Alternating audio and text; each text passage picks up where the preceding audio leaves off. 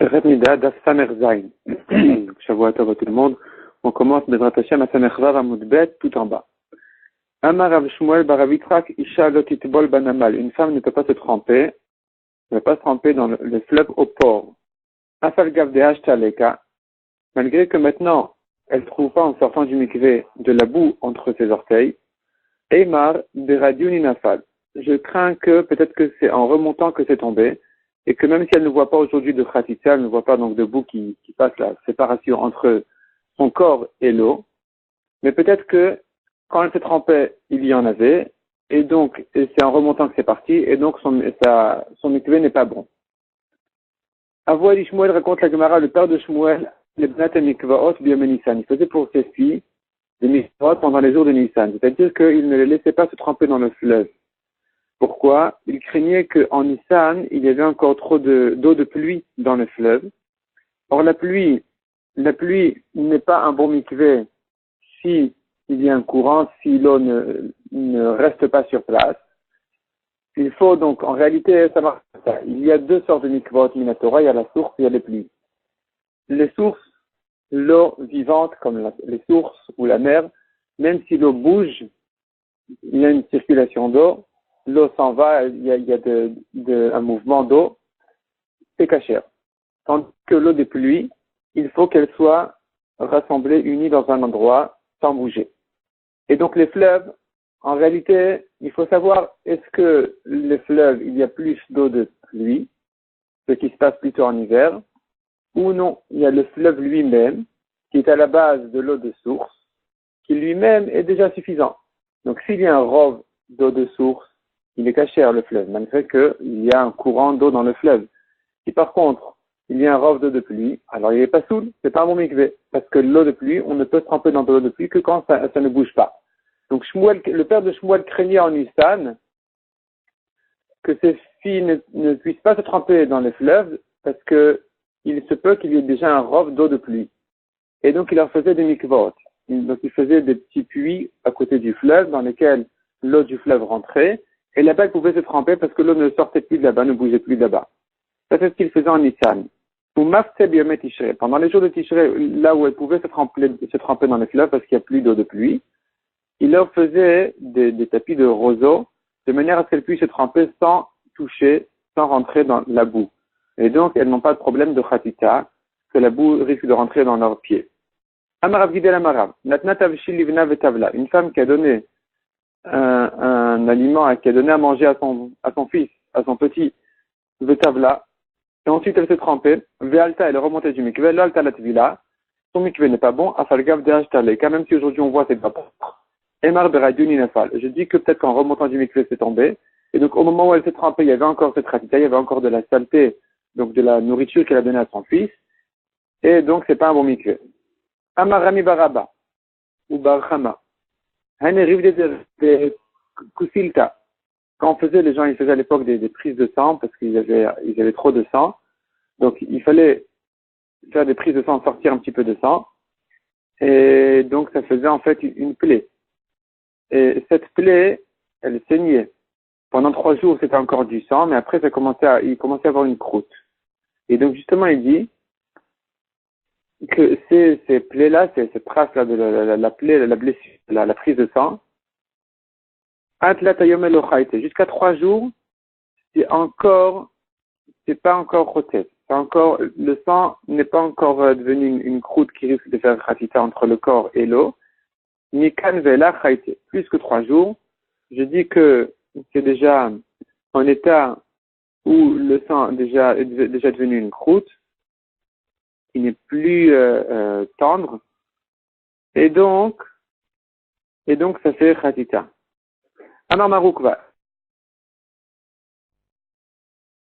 Quand c'est encore humide, c'est pas chotet. Quand c'est encore lard, humide, c'est pas chotet. Il n'y a pas de problème. Yavesh chotet. Mais si ça a déjà séché, si c'est devenu un morceau, là, ça fait khatita. Et matai nika yavesh, depuis quand j'appelle ça yavesh que ça a séché, misha shematri l'Irak, depuis que ça commence à devenir vert. Amar Shmuel.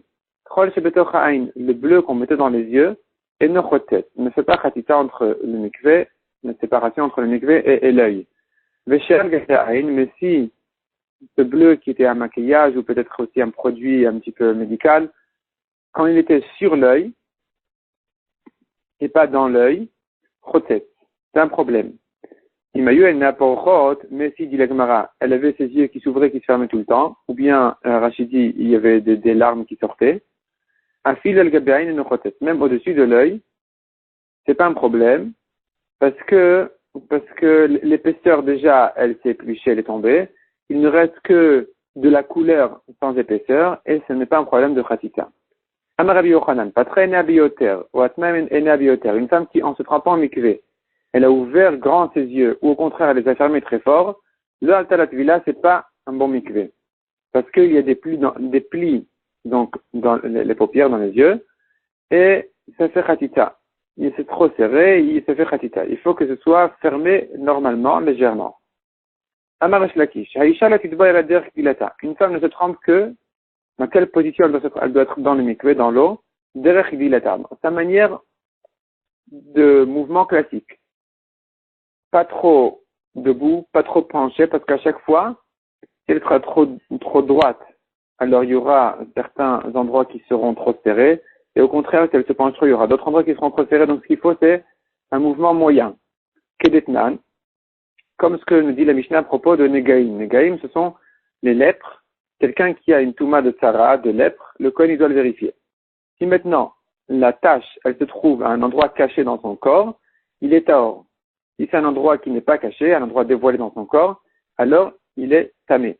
Il faut savoir qu'est-ce que j'appelle un endroit caché, un endroit dévoilé. Alors la Mishnah nous dit, en fait, parce qu'en fait la question elle se pose parce que ça dépend de sa position. Des fois il est debout comme ça, des fois il est penché comme ça, des fois à chaque fois ça va changer qu'est-ce qui se cache dans son corps, quels sont les membres ou les endroits qui se cachent. Donc la manière de le vérifier, dit la Mishnah dans les Gaïm dit, Ha'ish nira ke'oder umosek zetim. L'homme se vérifie comme s'il est en train de creuser la terre ou bien de ramasser des olives. Alors selon Rachid, l'explication elle est que s'il a en dessous des épaules, en dessous de ses bras, il a une tache, alors il n'y a pas besoin de lever complètement sa main vers le haut, parce que dans ce cas-là, il va dévoiler en fait un endroit un peu caché. Il faudrait qu'il soit en situation de, comme quand il creuse la terre, où là, son bras, il n'est pas trop serré à son corps et il n'est pas non plus trop levé. Et là, tout ce qui se voit, c'est tamé, et les taches qui restent cachées, ça s'appelle un endroit caché qui est tahor. De même, ou que Mosek Zetim, s'il a entre les jambes, il a une tache de sarat, alors on le regarde comment il se penche pour ramasser des olives, selon Rashi, et là, à nouveau, ce qui sera dévoilé à ce moment-là, c'est un endroit dévoilé, et ce qui restera caché, c'est un endroit caché. Isha, de même pour la femme qui a une lèpre, le Kohen doit la vérifier. Nir'et ke'oreget uchmenika et bena. Elle aussi, il faut la vérifier dans une situation très, très précise, dans une position très précise, ke'oreget, quand elle vient tisser un tissu, et donc là, il y a certaines parties sous les bras qui se dévoilent et d'autres qui restent cachées, et uchmenika et bena, ou bien comme elle allait son fils, et à nouveau, ici aussi, il y aura certains endroits qui vont rester encore cachés et d'autres qui vont être dévoilés. Donc il y a plusieurs explications ici à Rashi, à Tosfot, mais en tout cas, ça c'est le principe. Amar al-Baravuna. Donc je reprends. Donc avant de continuer, on reste dans la question ici de mikvé. Dans le mikvé aussi, si elle est trop droite, alors il y aura des endroits qui vont se serrer, qui vont se cacher. Si elle est trop penchée, il y en aura d'autres. Donc la situation, la position qu'elle doit avoir dans le mikvé, c'est celle-là. Comme on a dit, les bras un petit peu pas trop serrés et pas non plus trop levés, comme quand elle vient tisser un vêtement, un tissu, et comme quand elle allait aussi, c'est pareil. Donc de cette manière-là, on aura exactement tous les endroits qui doivent être ouverts à l'eau, seront ouverts à l'eau, le reste, c'est pas grave. Amar al-Baravuna nima achat kshura. On continue avec l'alakha de Khatitsa. Donc nima achat kshura, un cheveu, qui est attaché sur lui-même, chotetet et Khatitsa, parce qu'à l'endroit du nœud du cheveu, l'eau ne peut pas rentrer. On tourne la page, Shalosh Enan Chotetot. 3 cheveux qui sont attachés ensemble, c'est pas Khatitsa. Pourquoi? Parce qu'ils sont mal serrés. Et donc le peut quand même pénétrer dans le nœud. Shtaim en Yoda, mais 2 cheveux qui sont attachés ensemble, un nœud sur 2 cheveux en même temps, ça, je ne sais pas est-ce que c'est Khatitsa ou pas.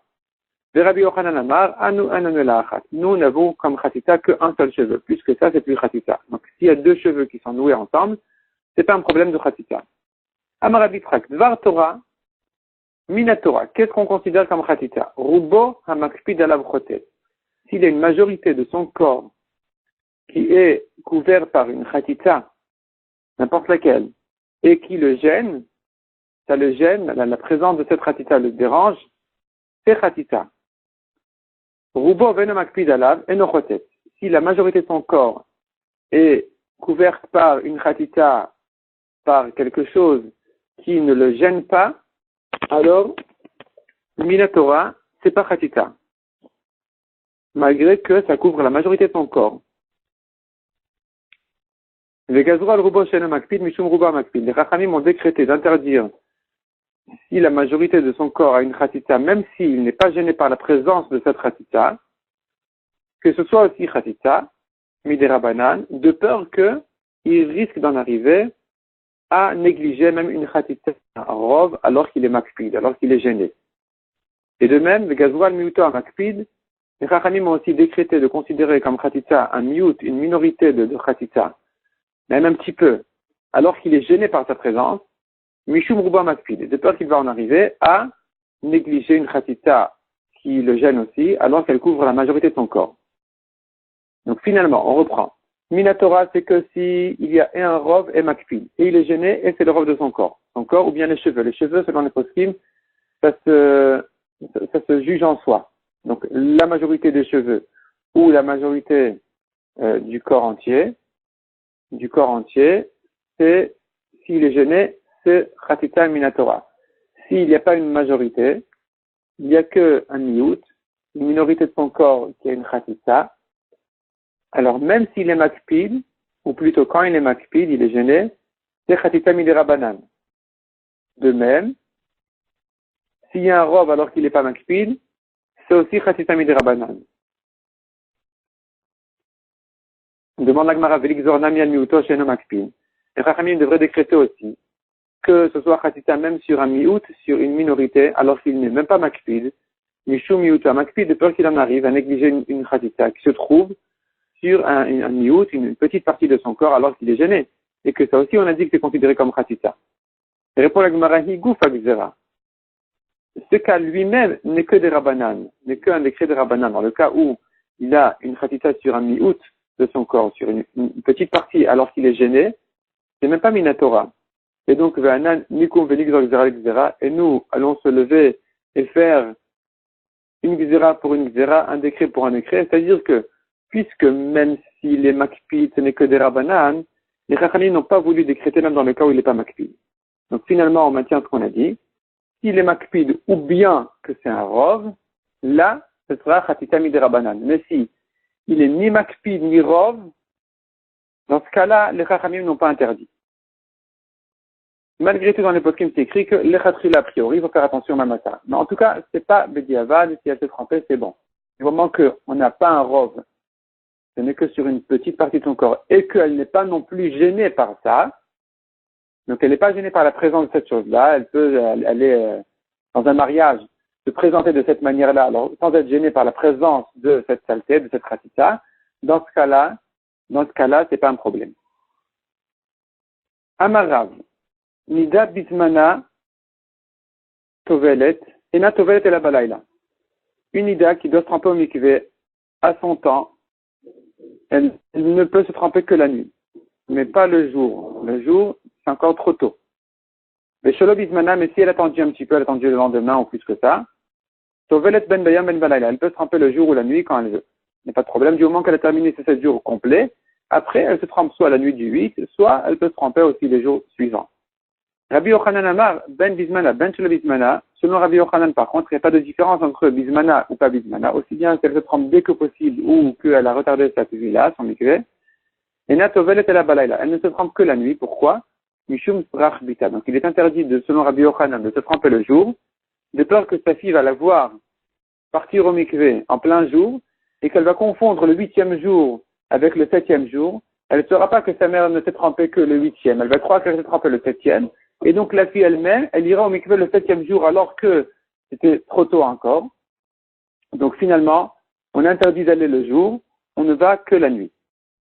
Ve'af Rav hadarbe. Même Rav qui avait permis de se tremper au mikvé après, si ça a été retardé un petit peu, donc après la nuit du 8, après le 7e jour, selon Rav, on a dit qu'elle peut se tremper même le jour. Rav a changé d'avis et il a accepté donc la halakha de Rabbi Yochanan qui craignait la fille. Il craignait l'habitude de sa fille. Que la fille va prendre l'habitude, elle va croire qu'on peut se tremper même le 7e. Rav, donc ici c'est ramené au nom de Rav. Nida ben bismana ben shelo bismana. Une nida aussi bien en son temps qu'en retard. Et natovel et la balayla. Ne se trompe que la nuit, mishum sprach bita, à cause de l'habitude de sa fille qui va prendre l'habitude de croire qu'elle peut se tromper le jour. Akin, Rabbi ben Narash, Rabbi qui était le Rav de l'endroit qui s'appelle la ville de Narash, il a institué là-bas le mitbal de Yoma de Tmania, de se tromper le 8e jour, le jour, et pas la nuit. Pourquoi? Mishum Aryevata, à cause du danger des lions, ça doit être les lions, et donc il y avait un danger de se tremper les nuits, et elle devait traverser apparemment un endroit dangereux, et pendant les nuits, elle ne pouvait pas sortir, donc elle ne pouvait se tremper que le jour, et donc il a institué d'aller se tremper à chaque fois le 8e jour. Rabacha Bar Yaakov de Papounia, Mishum Ganve. Rabacha a institué dans la ville de Papounia de se tremper le 8e jour aussi, à cause des voleurs. Donc elles étaient gênées aussi de sortir la nuit du 8, et donc il a fallu retarder le mikvé pour toutes les femmes le jour du 8. Rav Yehuda de Pombedita, Rav Yehuda qui était le Rav de l'endroit de Pombedita institué là-bas aussi, de se tremper le 8e jour. Pourquoi? Mishum Tina, à cause du froid. Donc là-bas, les femmes étaient spécialement frileuses, elles étaient spécialement sensibles au fait de se tremper la nuit du 8, enfin la veille du 8. Et donc, il fallait qu'elle se trempe le jour, donc il a institué de se tremper le jour du 8e jour. Le jour du 8. Rava ben Mechouza Mishum Aboulaye. Rava aussi a institué de se tremper le 8e jour. Pourquoi?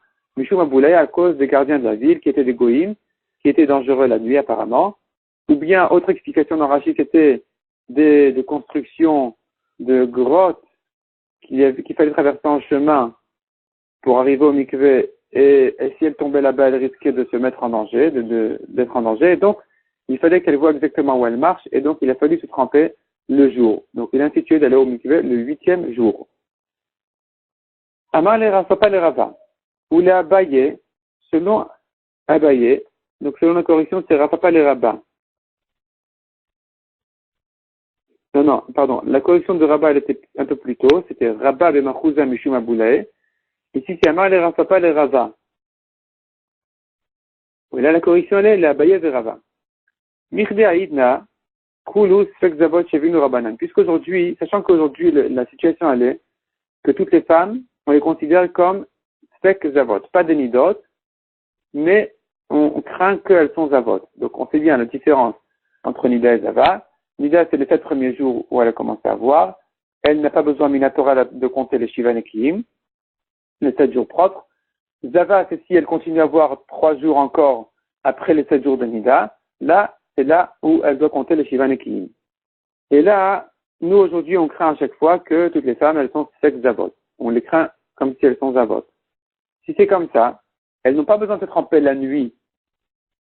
Toute la halakha de se tremper la nuit, ce n'est que pour la Nida. La Nida, elle doit attendre 7 jours complets, se tremper ensuite à la nuit du 8. Mais si de toute façon elle a attendu les Shivan et Kiyim, elle est déjà propre depuis 7 jours, le 7e jour, elle a, comme une Nida, le droit, comme une Zava, pardon, pas comme une Nida, comme une Zava, elle a le droit de se tremper en pleine journée. Donc, l'Itveli Bimama de Shivia, on devrait leur permettre de se tremper le jour du 7. Mishum de Rabbi Shimon, comme Rabbi Shimon qui dit, Tanya. Achar Tithar. La Torah dit ensuite, après le compte de Shivan et Kiyim, elle va se purifier. Achar, Echad, Achar le Kulan. Suite une fois à tous les 7 jours. Shelo te Touma Maseket Benen. Il ne faut pas qu'il y ait d'arrêt de Touma qui arrête, qui coupe les Shivan et Kiyim. Il faut que tous les 7 jours suivis soient propres. Rabbi Shimon Omer, Achar Titar, Achar Maaseh Titar. Rabbi Shimon lui dit, Achar Titar, ça veut dire après le compte. Maaseh, c'est le compte le fait de compter. Après avoir compté le 7e jour le matin, c'est bon, elle peut se tremper au mikvé, même le matin du 7e jour. Aval Amrou Chachamim, ici arrive la réponse pourquoi on ne le fait pas. Les Chachamim ont interdit de le faire. Asur la sotken shemat avol de safek.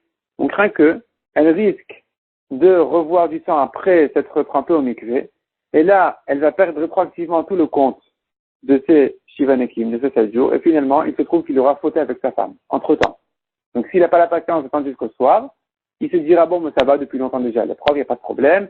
Et puis, déjà, Alpi Alacha, elle est pure aussi, en espérant qu'elle ne va pas revoir, parce que si elle revoit, elle aura tout perdu rétroactivement. Mais sinon, alors effectivement, depuis le matin, déjà, quand elle s'est trempée au mikvé, qu'elle a compté le 7e jour, le début, en fait, le 7e jour le matin, elle peut déjà se tremper, se purifier.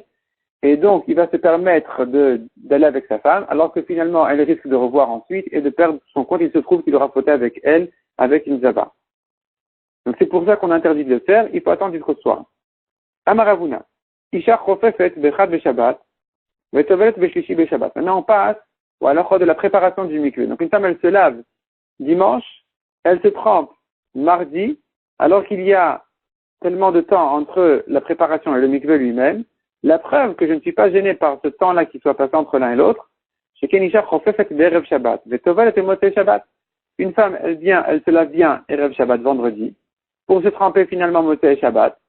Et donc finalement, on voit qu'on peut éloigner la chafifa, donc on peut éloigner la préparation du mikvé lui-même, de tellement de temps. Donc de vendredi à moté Shabbat, c'est comme de dimanche à mardi.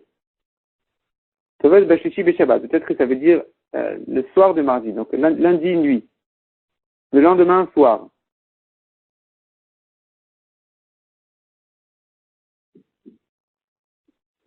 Isha, on continue. Isha chofefet bechad beshabbat vetovelet barevi beshabbat. Une femme aussi peut se laver dimanche et se tremper mercredi.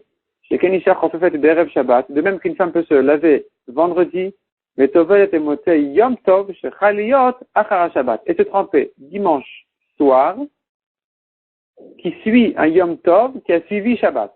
Donc finalement, ce qui se passe c'est comme ça. Vendredi, elle se lave. Ensuite, c'est Shabbat. Après Shabbat, c'est Yom Tov. Et donc, elle ne pouvait pas se laver entre-temps.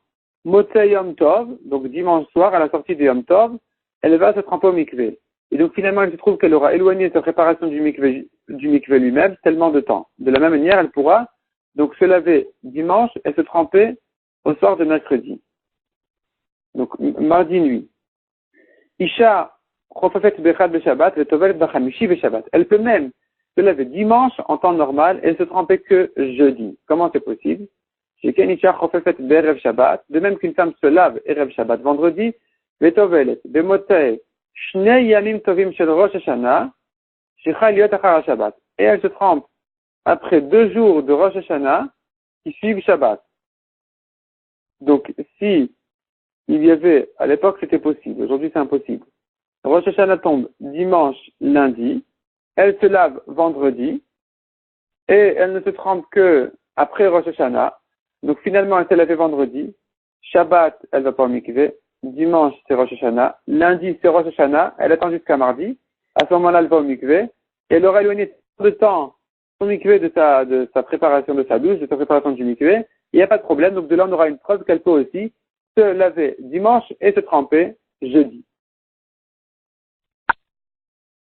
Ça, c'est ce que pense Ravuna.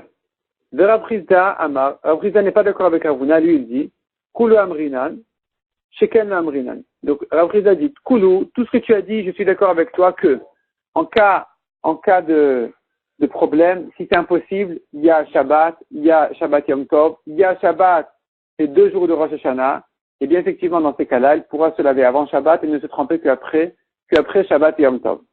Mais dans le cas où il est oui possible, si ce sont des jours de Chol, on ne dira pas que ici aussi c'est la preuve qu'elle pourra éloigner tellement son mikvé de sa préparation. Ici on ne dira pas ça. Donc Kul ou Amrina, tout à l'heure que tu as dit, on l'a dit. Effectivement, quand c'est impossible, on dira qu'elle peut éloigner son mikvé de la préparation. Sheken, le Amrina. Mais le Sheken, c'est-à-dire puisque, donc on avait dit, elle peut même en temps de Chol éloigner tellement son mikvé de sa douche, puisqu'elle aurait pu le faire en cas de Shabbat Yom Tov, ça on ne dit pas ce puisque. L'homme rina, on ne dit pas ça.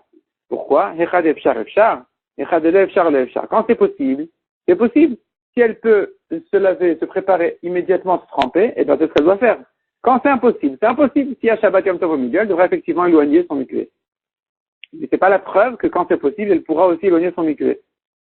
Vers Rav Yemar Amar, et la Gemara maintenant elle vient trancher, ou plutôt elle vient entre, elle ramène Rav Yemar qui vient dire entre Ravuna et Rav Chizda. Il dit Afilu Sheken Lami Amrinan, on dira même le Sheken, on dit le puisque. On dit que puisque quand c'est impossible, elle peut éloigner tellement son mikvé, alors elle pourra le faire même quand c'est possible de rapprocher son mikvé de la douche. Donc il est a priori plus ou moins d'accord avec Ravuna. Les bars, à l'exception d'un cas, de se laver dimanche pour se tremper jeudi, ça c'est déjà trop.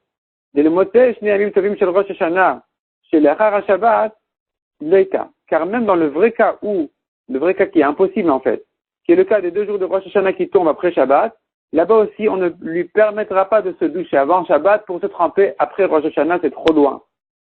Qu'est-ce qu'elle devra faire à ce moment-là?